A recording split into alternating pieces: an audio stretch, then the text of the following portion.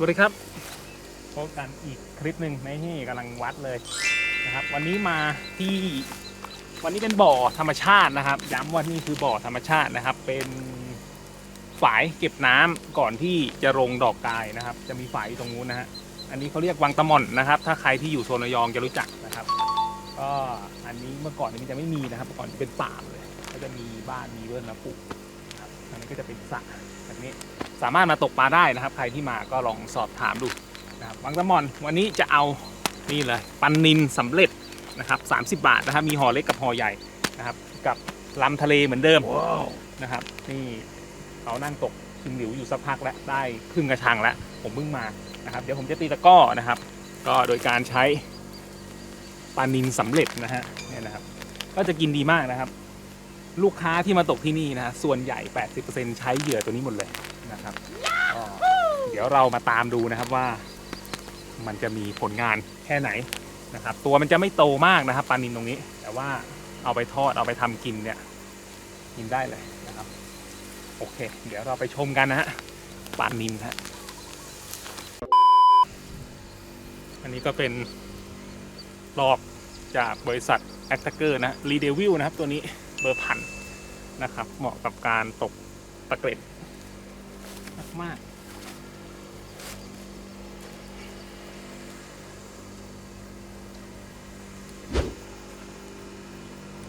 เราจะใช้2 คันคันเดียวก็วัดไม่ทัน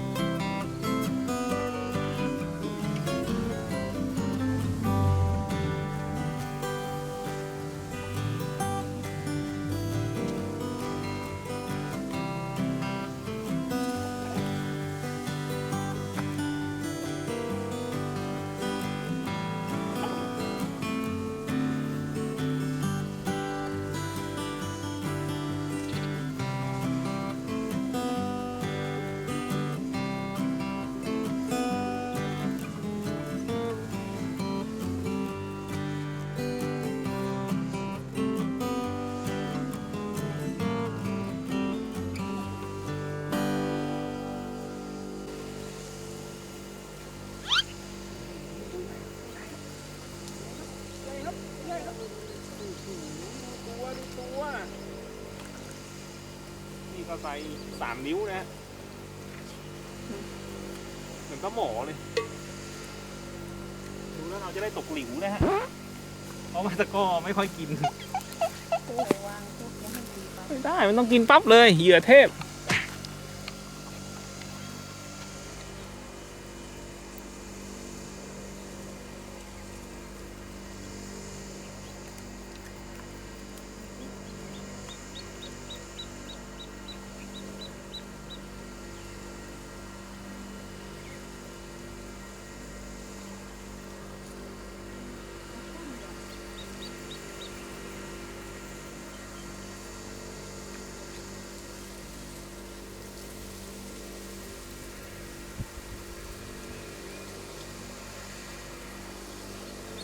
โอ้โหมาเลย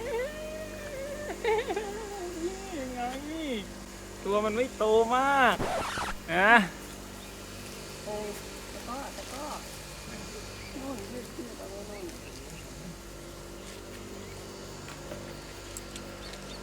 เอาหัวมันจะมีไซส์ปนๆกันนะครับ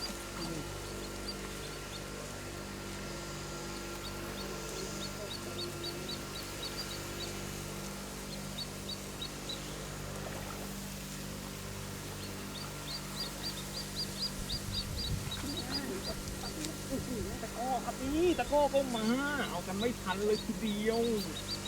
โอ้โหสุดจัด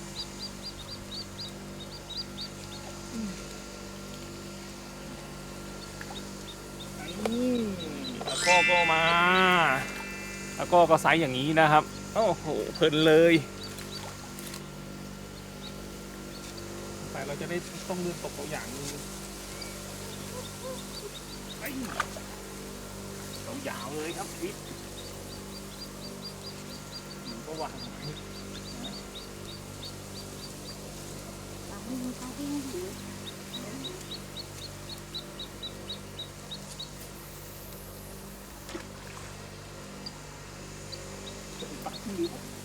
ตานี่หลิว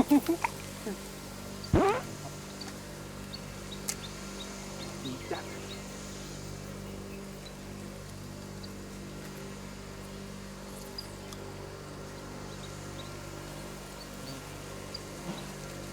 ยอดปันนิน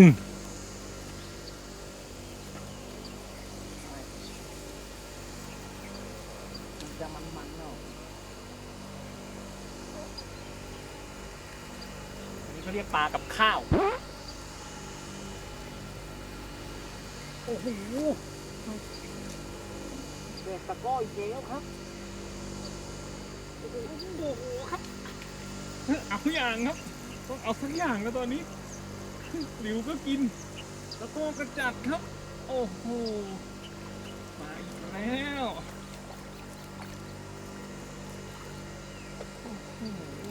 โอ้ยดูครับเนี่ยปลากับข้าวครับหาปลาทอดนะไซส์นี้กำลังทอดนะครับโอ้ยหลิวก็กินครับหลิวครับปล่อยไม่น่าเลยแบบปลูกไว้นั่นน่ะเอาดิเอาไปมองแต่มองอันนี้ขาดปลายไหมสนุกลอย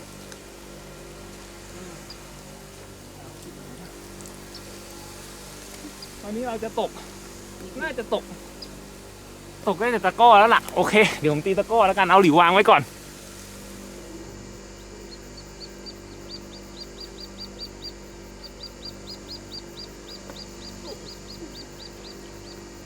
ตอน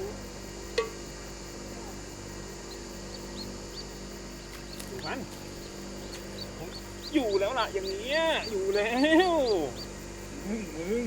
โอ้โหดูครับมาอีกแล้วไซส์สวยด้วยมาดู ใต้ผม นี่ดูดิมันกินดีมากคือลงไปมันกินเลยตี2 คันไม่ได้เลยนะครับตอนนี้ตีได้คันเดียวนะโอ้โหเนี่ยครับลูกค้าที่มาเนี่ยเมื่อกี้มีคนตกตะกร้อตี3 คันเลยนะครับตีลงไปยังไม่ค่อยกินเลยนะเพลินอะเคล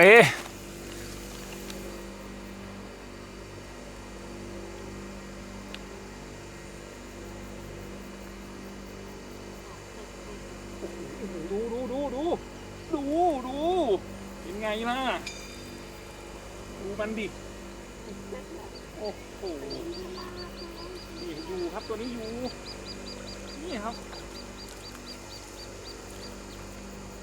ปันนินล้วนๆนะฮะบ่อนี้มีตะเพียนมียี่สกนะครับ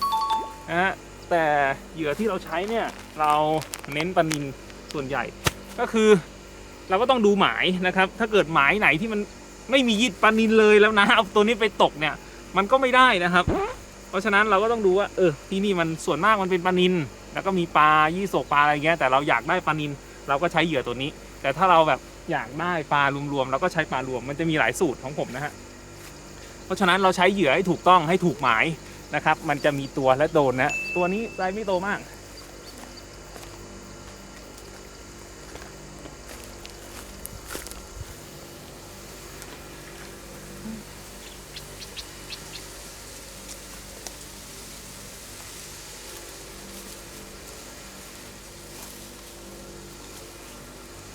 ก็อยู่ดอกไม้แต่ต้องลงไป เดี๋ยวดูนะฟ้ามองเห็นทันปะไม่เห็นนะดูหามือ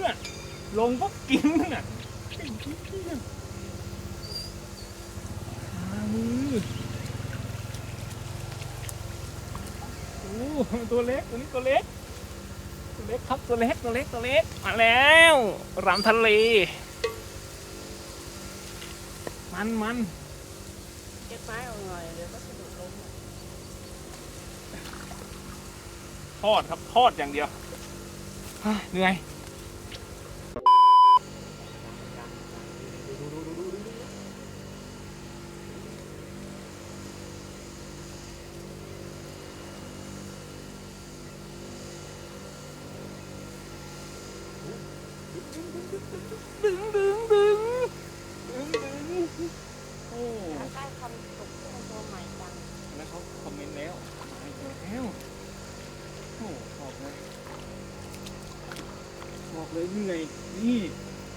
ดู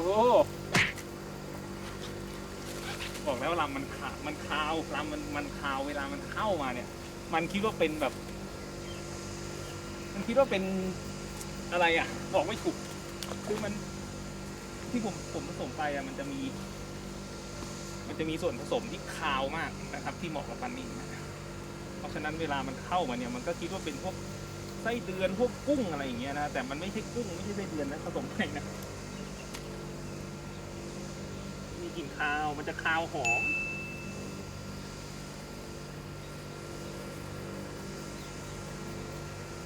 ผมจะแนะนำถ้าใครจะไปทำเหยื่อใช้นะตกปลานิลนะก็ถ่ายบางนี้ให้นิดใครที่จะไปทำเหยื่อตกปลานิลนะแนะนำให้ทำให้มันออกขาวๆแล้วก็หอมๆคือไม่ใช่หอมมากนะไม่ใช่หอมจนฉุนนะคือบ างตะหมอน หอมนวลๆนะครับหอมนวลๆแล้วก็ออกขาวๆหน่อย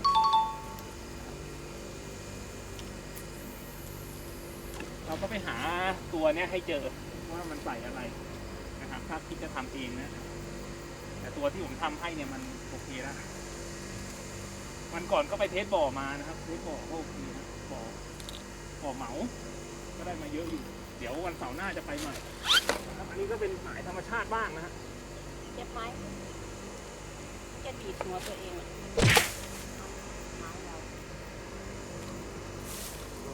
คัน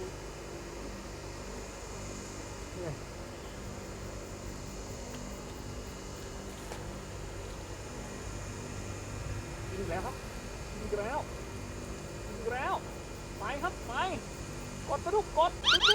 ตึ๊บโอ้ละไปดิ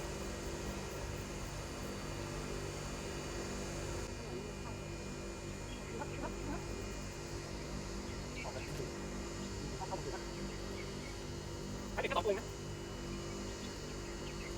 หมดเดี๋ยวจะหมด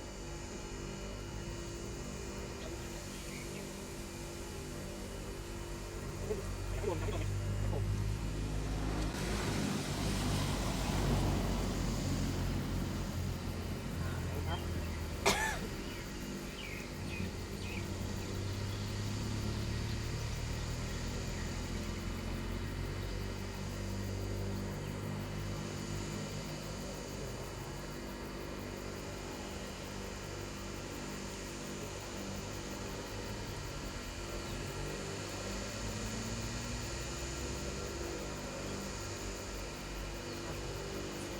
น่าจะถูกโ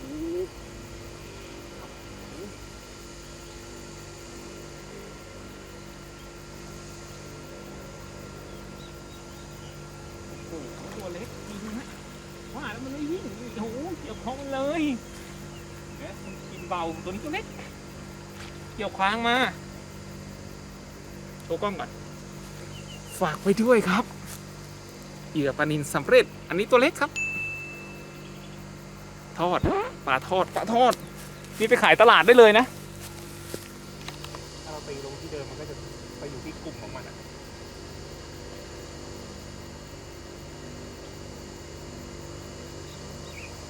นานเลยถ้าตีไปตรงเหลี่ยมมันนะกินละ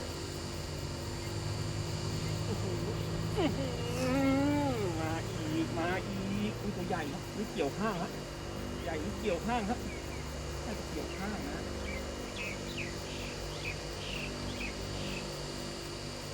โอ้เกี่ยวข้างนะตัวใหญ่ดูหน่อยนะโอ้มาอีกแล้วโอ้โหวัดกันกระจายเลยวันนี้ไซส์ไม่โตนะครับปลาทอดนะครับไซส์ปลาทอดเลยนะครับผ่าหลังขายตลาดนี่3 ตัว 20เลยนะไซส์นี้นะครับฝากไปด้วยนะครับกับเหยื่อปลานิลนี่นะครับเอาปลานิลที่ไหนวะนี่30 บาทรักษาทุกโรคเอ้ยไม่ใช่กินทุกอ่าง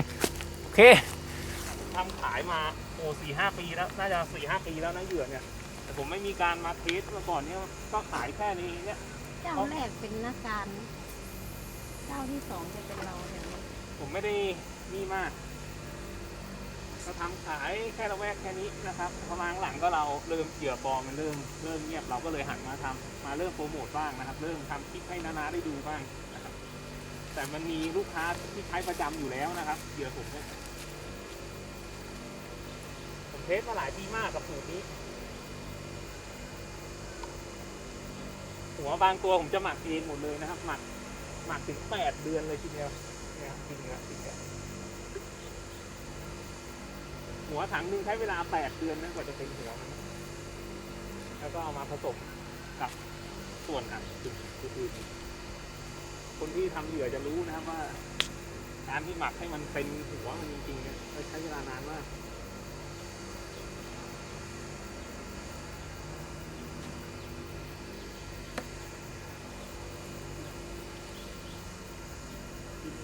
ตายกันไปข้างนึง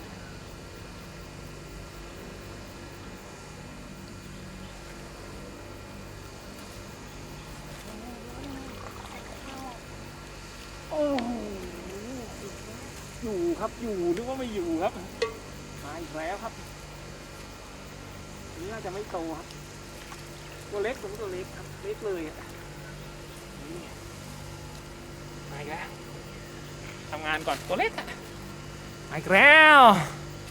โอเคครับผมรามปลานิลครับโอ้โหมาอีกแล้วกินกันไม่ได้หยุดไม่ได้หย่อนนะบอกเลยคือมันเวลามันเข้ามาเนี่ยมันเข้ามาเป็นฝูงอะด้วยความคาวของลำทะเลแล้วก็ตัวที่มันเป็นผสมเสร็จแล้วนะครับพอมาใช้คู่กันเนี่ยมันจะได้ผลดีขึ้นนะเหยื่อปลาที่เข้าก็ส่วนมากจะเป็นปลานิลเลยนะเพราะว่าตัวนี้เราทำเฉพาะให้นะอ่ะเนี่ยมาโชว์ปลาหน่อยดิเนี่ยไซส์ก็เนี่ยก็ประมาณใช้ได้ไซส์กินเลยอะนะครับกับหมายธรรมชาตินะฝากไว้ด้วยนะครับเหยื่อตกปลาของวงฟิชชิ่งนะครับทำมาหลายปีแล้วนะครับเพิ่งจะมีคลิปให้นาๆได้ชมโอเคอ่ะพอแล้วครับตกชั่วโมงเดียวโอ้โหไปลงกินนะเดี๋ยวมาดูปลากันนะครับวันนี้ผลงานของวันนี้ผมใช้ตัวนี้นะฮะอันนี้เป็นถุงที่เขาตกปล่อยนะครับปลานิลสำเร็จ30 บาทถุงนี้เป็นถุงเล็กนะครับกับลำทะเลนะฮะเดี๋ยวผมจะขึ้นรูปให้ดูว่าลำทะเลคือตัวไหนนะครับถุงหายไปไหนไม่รู้นะครับ30 บาทมาดูผลงานกันเทใส่ถังเดี๋ยวเก็บกลับด้วยนะครับเวลาใครที่มานะครับก็ช่วยกันนะเพราะว่ามันเป็นหมายธรรมชาตินะนี่ครับโอ้โหนี่เขาตกไว้บ้างแล้วนะครับก็จะมีไซส์เล็กไซส์ใหญ่นะไซส์ใหญ่ก็ไม่ได้ใหญ่มากซูมมาที่ปลาเลยนะนี่นะครับแต่คือเป็นปลาธรรมชาตินะครับเราไม่สามารถไปกำหนดไซส์มันได้หรอกว่าเราจะเอาขนาดไหนแต่ว่าเรายังเลือกได้ว่าจะเอาปลานิลหรือว่าปลาตะเพียนอะไรอย่างนี้นี่นะฮะก็ฝากไว้ด้วยครับกับเหยื่อตกปลาวงฟิชชิ่งนะครับลำทะเลนะบอกเลยเด็ดมากกับปลานิลแล้วก็เหยื่อสูตรปลานิลเนี่ยนะครับหาซื้อกันได้ตามร้านอุปกรณ์ตกปลานะครับในโซนระยองเนี่ยมีหลายร้านนะครับแต่ถ้าร้านต่างจังหวัดที่จะสั่งกันเข้ามาเนี่ยก็ทักกันเข้ามาเดี๋ยวเราจะส่งขนส่งให้นะครับเดี๋ยวจะติดต่อให้ส่งขนส่งมาให้ขายกันนะครับลูกค้าทั่วไปก็มีบริการส่งอีเมลนะครับแต่อาจจะแพงหน่อยค่าส่งนะครับโอเคครับผมวันนี้ลาไปด้วยคราวนี้เหนื่อยไม่พูดอะไรไม่ถูกเลยหอบนะครับวัดปลาหอบมาโอเคครับผมสวัสดีครับ